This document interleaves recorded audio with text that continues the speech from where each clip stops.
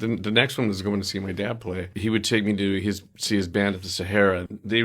A wave of shock has swept through the entertainment world after the heartbreaking confirmation that Cleto Escobedo III, the beloved bandleader of Jimmy Kimmel Live and childhood best friend of Jimmy Kimmel himself, has passed away at the age of 59.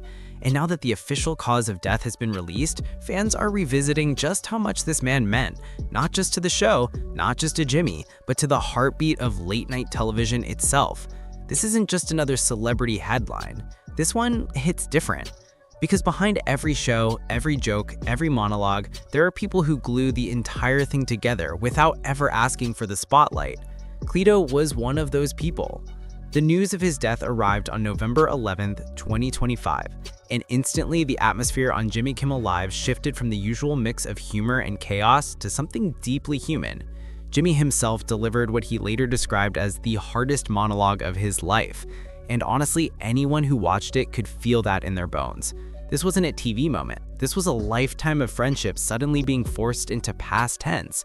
And now that the official cause of death has been released, fans are revisiting just how much this man meant, not just to the show, not just to Jimmy, but to the heartbeat of late-night television itself. This isn't just another celebrity headline. This one hits different. Because behind every show, every joke, every monologue, there are people who glued the entire thing together without ever asking for the spotlight. Cleto was one of those people. The news of his death arrived on November 11th, 2025, and instantly the atmosphere on Jimmy Kimmel Live shifted from the usual mix of humor and chaos to something deeply human. Jimmy himself delivered what he later described as the hardest monologue of his life, and honestly, anyone who watched it could feel that in their bones. This wasn't a TV moment. This was a lifetime of friendship suddenly being forced into past tense. And now that the official cause of death has been released, the picture becomes even clearer and even more tragic. The immediate cause of death was cardiogenic shock, the kind of heart failure that doesn't leave room for miracles. But underneath that were layers of medical complications that read like a full-blown physiological battle. Vasodilatory shock, DIC, alcoholic cirrhosis of the liver, sepsis, pneumonia, chronic kidney disease, immunosuppression, and even graft versus host disease. It wasn't one thing, it was everything happening all at once. The kind of health collapse that builds slowly, silently, until it finally hits like a tidal wave. People close to the show had already known Cleto was sick for some time. He had been missing from the band for months. Fans noticed, asked questions, waited some updates. And now that everything is out in the open, the sadness makes more sense.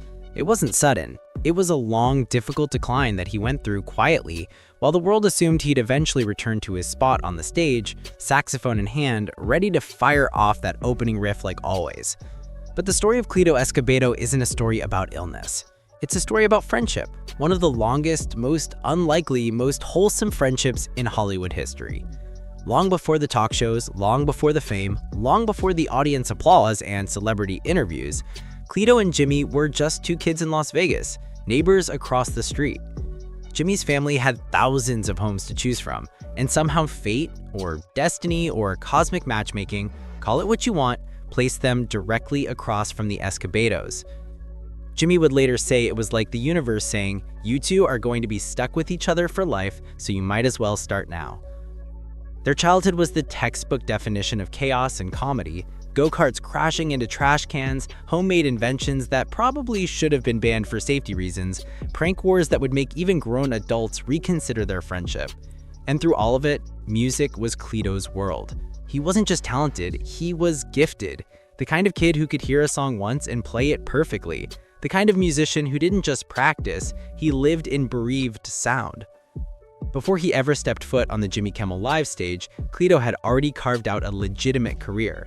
He toured with Paula Abdul, played with Mark Anthony, recorded, performed, became the guy other musicians respected, the guy who could walk into any gig and instantly elevate it. And yet when Jimmy called him in 2003 and said, "Hey, I'm doing a late night show, I want you beside me," Cleto didn't hesitate. It wasn't about the job, it wasn't about the spotlight. It was about the fact that two kids who grew up across the street now had the chance to build something together on national television. And that's exactly what they did. Night after night, Cleto and the Cletones became the musical backbone of the show.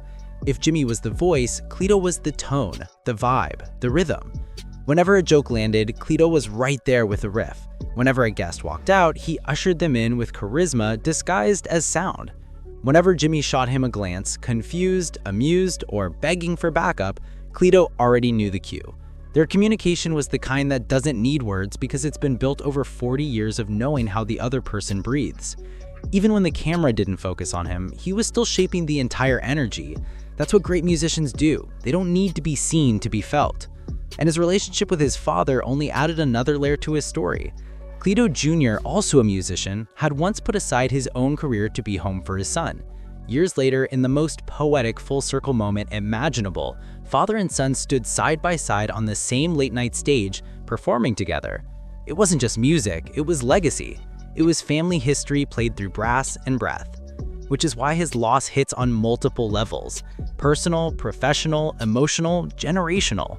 He wasn't just a musician on a show, he was a symbol of what happens when loyalty meets talent, meets a kind of friendship that Hollywood rarely sees anymore. When Jimmy tried to speak about him on air, the world saw a man genuinely grieving, not a host trying to maintain ratings. He broke into tears more than once, and so did the audience. Not because they personally knew Cleto, but because they felt the sincerity of someone who did. There are moments in television that become iconic because of spectacle, and then there are moments like this, quiet, raw, human, that become unforgettable because they remind us there are real people beneath the cameras. The tributes came quickly. Musicians he toured with described him as pure soul. Guests who interacted with him backstage said he was the calmest presence in the room. Fans posted clips of him laughing during band rehearsals or teasing Guillermo during commercial breaks. Paula Abdul shared heartfelt memories of touring with him early in his career. Even longtime viewers who had never met him felt the loss. Because whether you noticed it or not, Cleto had been part of millions of people's nightly routine for over 20 years. And somewhere in all the sorrow, there is room for a little humor, because Cleto was the guy who would absolutely roll his eyes at a tribute that was too serious for too long. So let's imagine him backstage right now, listening to all this emotional storytelling, shaking his head dramatically and saying, "All right guys, I love you, but can someone please cue the music already? This is getting heavy." Then he'd probably kick into a sax solo that sounded like a laugh, because even his music carried personality. It's strange how someone can become such a familiar part of your evenings without ever saying much on camera. But that's what makes the loss even heavier. Cleto wasn't loud, he wasn't flashy, he wasn't trying to be a star. He was simply part of the atmosphere you grew comfortable with, the friend in the background whose presence made everything feel complete. And when that presence disappears, you feel the empty space immediately. For Jimmy, that empty space is enormous. He didn't just lose a band leader, he didn't just lose a colleague, he lost the friend he grew up with, the guy who shared inside jokes from their childhood, the guy who played music at his big moments, the guy who he trusted on and off stage. Most people don't get to work beside their best friend for 23 years. Jimmy did, and that privilege makes the grief even deeper. Fans of the show are now wondering what comes next.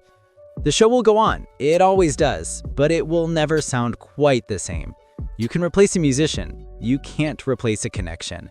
Whoever steps in will do a great job, but that invisible thread between Kimmel and Cleto was something no one else can replicate. It wasn't professional chemistry, it was life chemistry. Cleto's loss is a reminder to appreciate the people who make things feel familiar, stable, comfortable, even if they aren't the ones in the spotlight.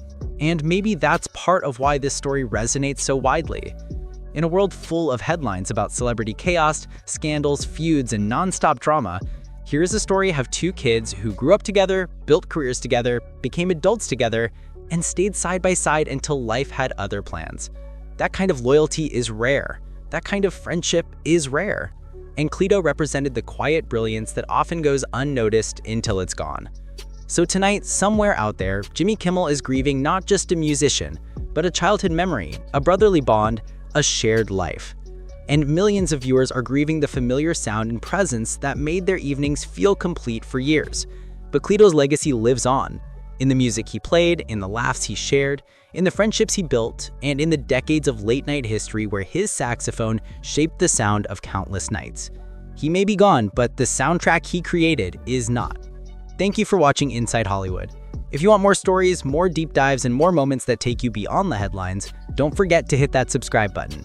Stay tuned, stay kind, and as always, subscribe to Inside Hollywood.